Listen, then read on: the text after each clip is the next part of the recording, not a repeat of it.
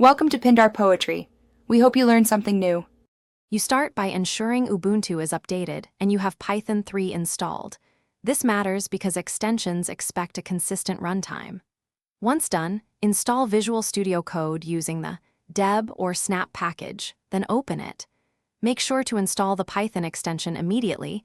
It provides linting, debugging, and environment detection.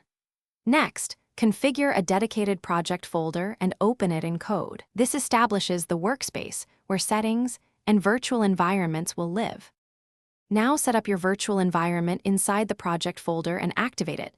Doing so isolates dependencies and prevents system package conflicts. Once activated, open the command palette and select the Python interpreter that points to venv.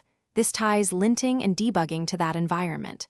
Then install essential developer tools like Pylint, Black, and ipykernel into the venv so formatting, linting, and notebooks work as expected. Finally, create a basic run configuration and launch JSON to enable debugging. Run your script using the Run and Debug sidebar, set breakpoints and step through code to verify behavior.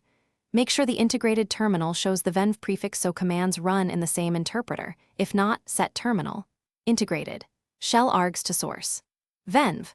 Once debugging and tests pass, add a git ignore and commit your project. If extensions misbehave, reload the window, reselect the interpreter, or reinstall the Python extension.